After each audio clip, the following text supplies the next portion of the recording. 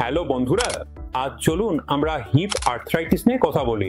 মূলত যখনই হিপ জয়েন্টে ক্ষয় বা প্রদাহ হয় তখন সেটাকে হিপ আর্থ্রাইটিস বলা হয়। সাধারণত হিপ জয়েন্ট দুটি অংশ নিয়ে গঠিত, একটা হচ্ছে বল অংশ এবং অন্যটি হচ্ছে সকেট অংশ। বল অংশটি তৈরি হয় ফিমার অর্থাৎ ফিমার হাড়ের বল থেকে, আর সকেট অংশটিকে বলা হয় অ্যাসিটাবুলাম। সাধারণত এই দুটি অংশ একে অপরের সাথে ভালোভাবে ফিট হয় এবং কোনো ব্যথা ছাড়াই চলাফেরা করা যায়। কিন্তু যখনই কার্টিলেজ সংক্রান্ত কোনো সমস্যা হয়, যেমন হাড়ের মাঝে থাকা মসৃণ কার্টিলেজ ক্ষয় হয়ে যায়, তখন তা হিপ আর্থ্রাইটিসের কারণ হতে পারে। হিপ আর্থ্রাইটিসের উপসর্গগুলো হলো ব্যথা, জড়তা এবং হিপ জয়েন্টে চলাফেরার পরিমাণ কমে যাওয়া। এখন যখন আমরা হিপের ব্যথার কারণ নিয়ে কথা বলি, তখন সবচেয়ে সাধারণ কারণ হলো অস্টিও আর্থ্রাইটিস বা বয়সজনিত আর্থ্রাইটিস। যেভাবে হাঁটুর জয়েন্টে আর্থ্রাইটিস হয়, ঠিক সেভাবেই হিপ জয়েন্টেও আর্থ্রাইটিস হতে পারে। দ্বিতীয় সবচেয়ে সাধারণ কারণ হলো ফিমোরাল হেডের অ্যাভাসকুলার নেক্রোসিস, যেখানে হিপ জয়েন্টের বল অংশ বা ফিমোরাল হেডে রক্ত সরবরাহ কমে যায়। এতে হাড় ধসে পড়ে এবং পরবর্তীতে হিপ জয়েন্টে আর্থ্রাইটিস হয়। তৃতীয় সবচেয়ে সাধারণ কারণ হলো প্রদাহজনিত রোগ, যেমন রিউমাটয়েড আর্থ্রাইটিস। কখনো কখনো বড় ধরনের দুর্ঘটনার পরেও আর্থ্রাইটিস হতে পারে, যেমন হিপ ফ্র্যাকচার, ডিসলোকেশন বা কার্টিলেজে কোনো সমস্যা হলে। বিরলভাবে হিপ জয়েন্টে সংক্রমণ হলে এমনটা হতে পারে।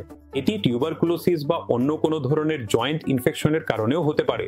আরও কিছু বিরল কারণের মধ্যে রয়েছে অ্যানকাইলোজিং স্পন্ডিলাইটিস, গাউট অথবা হিপ জয়েন্টের ডেভেলপমেন্টাল ডিসপ্লেসিয়া।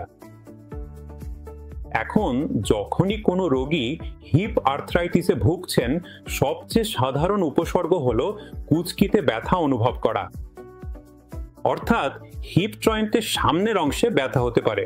এই ব্যথা উরু পর্যন্ত ছড়িয়ে যেতে পারে, আবার কখনো কখনো হাঁটু পর্যন্ত যেতে পারে। দ্বিতীয় সবচেয়ে সাধারণ কারণ হলো যখন রোগী সকালে উঠে তখন হিপ জয়েন্টে শক্তভাব বা জড়তা অনুভব করেন। রোগীর হাঁটতে কষ্ট হতে পারে, এছাড়াও স্পষ্টভাবে খোঁড়ানো দেখা যেতে পারে। সিঁড়ি বেয়ে ওঠা খুবই যন্ত্রণাদায়ক হয়ে পড়ে। এছাড়া হিপ জয়েন্টের সামগ্রিক নড়াচড়া কমে যায়, যেমন আপনি যদি পা ভাঁজ করে সোফায় বসতে চান, সেটাও খুব ব্যথার কারণ হতে পারে। পরবর্তী পর্যায়ে যখন হাড় ভেঙে পড়ে, তখন পায়ের দৈর্ঘ্যে পার্থক্য দেখা যেতে পারে, মানে এক পা অন্যটির তুলনায় ছোট হয়ে যেতে পারে। তাই যখনই আমরা হিপ আর্থ্রাইটিসের এই পরিস্থিতির মুখোমুখি হই, তখন চিকিৎসা সবসময় অপারেশন ছাড়া শুরু করা হয়। প্রথমে আমরা ব্যথানাশক ওষুধ, মাংসপেশি শিথিলকারী বা প্রদাহনাশক ওষুধ দিয়ে শুরু করি। আমরা রোগীকে ফিজিওথেরাপিতে যোগ দিতে এবং ব্যায়াম করতে বলি।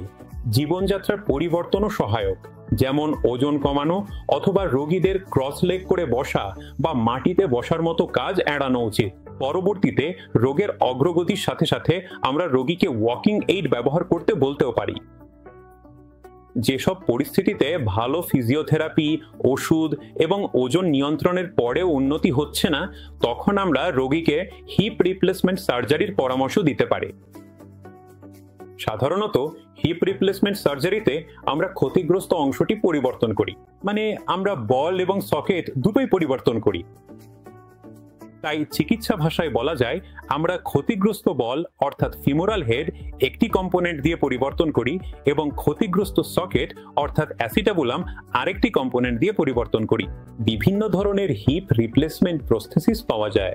সাধারণত একটি হিপ রিপ্লেসমেন্ট সার্জারিতে প্রায় 2 ঘন্টা সময় লাগে এবং রোগীকে 3 দিন হাসপাতালে থাকতে হয়। তাই যদি আপনি হিপ আর্থ্রাইটিসে ভুগে থাকেন, চিন্তা করবেন না, আপনার ডাক্তারের কাছে যান।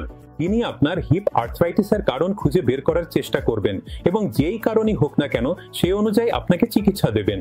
শুভ কামনা রইল।